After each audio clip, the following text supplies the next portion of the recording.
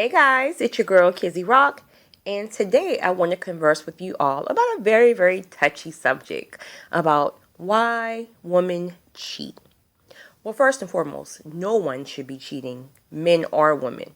But at the end of the day, reality is that we know that many people cheat. But then again, like I said, I'm stressing the fact that I don't agree with it, and neither should you, but it is reality. Alright guys, so I wanted to make this video in regards to why some women stray, and I emphasize the word some. There's also a misconception that women cheat when they're in love or they're emotionally connected to another person, meaning women do not cheat for fleshly desires. That's not true. There are women who cheat for fleshly desires and who does not have to be attracted to the person emotionally or have any love for that individual and just need their physical needs met. For example, you can have someone who's in a marriage. She could be happily in love in her household. However, her mate may have some physical issues where he cannot please her or keep up with her sexually. So she may stray out and she may find someone just to please her fleshly desires and go back home and don't even think about that person until she meets up with him again. So there's a misconception that women have to be in love with someone when they cheat. No, you have some women out here who think and act just like men, meaning they can go and get that need met and don't even think about that person again until the time comes back around. So I wanted to clear up that misconception. Next, also, here's the thing, guys. Many men, not all, but many men are closed to emotions. Many men are not emotional beings for, whatever reasons, the way they were brought up or just the way that they were designed by God. But sometimes when a woman feels neglected, unappreciated, isolated, disconnected, all of these are different ways that she can become disconnected to her mate. And then you got some guys who consider when she is trying to express her feelings that she is feeling unappreciative or neglected, they consider that as nagging. So eventually a woman will keep nagging you, and then it will stop. Once she stops nagging you and complaining about everything, keep your eyes open, because that can kind of be a sign that somebody else is listening. So that's why it's important to sit down and listen to each other and not try to close the person down or consider it to be nagging. And I'm not saying women don't nag. I mean, I think it's just in our genetic makeup. But sometimes when we're nagging, quote unquote, it's really us just trying to express ourselves. And we're trying to get deeper with you to let you know what it is that we feel like we're lacking before they step out. So, I know we may talk too much sometimes, but if your woman is coming at you, try to listen, because if not, she will start to communicate with someone else and something could potentially develop from just a friendship. It could truly just be a guy who she considers a friend, and eventually, because he's tapping into her emotions, something could develop. Next, if she doesn't trust you, she doesn't feel safe. And when you don't feel safe, what happens? You always want to look for a backup plan, a safety net, because you don't feel safe. So if you've had a history of you cheated and maybe just did some other things that she does not trust you, that's a really shaky that's a shaky thing. Because again, in order for anyone to feel safe, they must trust you. So sometimes it can be like, okay, well, you know what? I know he cheated, and even though I say I forgive him, it's a good chance he's going to do it again. So I need to have somebody as a backup plan that if he happens to cheat on me, then that person will be there. Is it right? Heck, no. Not right at all. However, again, it is reality for some people, and I stress some.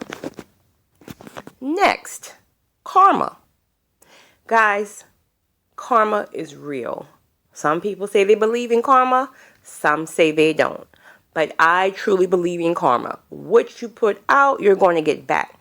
Here's the thing in my personal life that I've conversed with some of my guy friends about in the past, and it kind of seems to be a pattern that the men end up getting hurt when they finally decide to settle down and do the right thing. Let it be in marriage or just a committed relationship. Like they're finally doing the right thing. And then they feel like, well, I don't understand because I'm finally doing the right thing. So why is it now that I'm going through hell? Why am I getting dragged now? Well, let's be honest. Think about all the women you've hurt in your past life. You can't expect karma to come back around when you want it to. Sometimes karma comes back around again when you are doing the right thing. So you just can't sit in that thing thinking this is just not right. I've changed. Okay, that's cool, but you still have to be accountable for the individuals that you've hurt in the past. And guess what? If God doesn't allow you to experience what that hurt feels like, then how do you know you won't hurt someone again? But because now you're being experienced to that hurt, then you will think second next time about hurting someone else. So again, karma is real. My last reasoning, and this is probably the most common reason, it has nothing to do with you. You could be doing everything right for the first time. Or maybe all your relationships you've done everything right. You're the perfect mate. But if she experienced a traumatic upbringing, childhood, or even just trauma in her life where she's never had to deal with discipline or structure, because again, traumatic experience in her life. Let's just say, for example, in childhood, her father abandoned her. She experienced domestic violence. She was molested. All of these different type of trauma I'm sorry, I lost my train of thought. All these different type of trauma can have her to run away because, for one, she does not know what a healthy love feels like. She's used to and addicted to trauma and pain and hurt. So now you're trying to love on her the proper way. That's scary for someone who's never experienced that. It's like you're looking at her raw. So she feels as if I'm not even worthy of this type of love. Like, I'm not even worthy. No one ever made me feel worthy. So, he's just treating me this way because he's wanting something from me. So I'm not going to trust him. So it feels more safe for her to run than commit. And I know that sounds crazy. I know it sounds crazy, but I'm telling you, it is so common. So many women are screwed up because, again, of not having structure in discipline in childhood, not having that father there. And a lot of the men are having to deal with it. And should you have to deal with it? No. That should have been on her father. But again, if he's not there, all she know how to do is to, not trust. So you can have all the right intentions in the world, but you will not, and I stress, you will not fix her unless she wants to change. She has to be ready for herself. She has to be ready to unlearn all the things that she's learned from her past, from her childhood, from even her young adult years. And if she's not ready to learn and not ready to have you help her learn discipline and structure, she's going to drive you insane.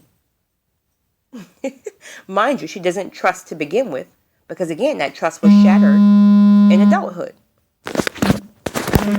Sorry, my phone was ringing. So again, it always feels more safe for her to have a backup plan. Like I said, she's addicted to pain. She's addicted to that toxic environment and toxic relationships. So I just want to say again, guys, no matter how good you are, don't change. Because sometimes a lot of guys get frustrated with that. When they've met that one woman and they've truly got burned and got hurt from trying to do the right thing, they feel like, you know what? Okay, that's it. That's it. I'll never be faithful again. I'll never give my heart to someone else. You know what, guys? That's not living, because you're living in fear. So you just have to sit in that hurt. Sit in that hurt and process it all. Again, recognize like, wow, did this happen because it was my karma? Did I have to go through this in order to realize what pain really feels like so I can be sure that I never afflict pain upon anyone else?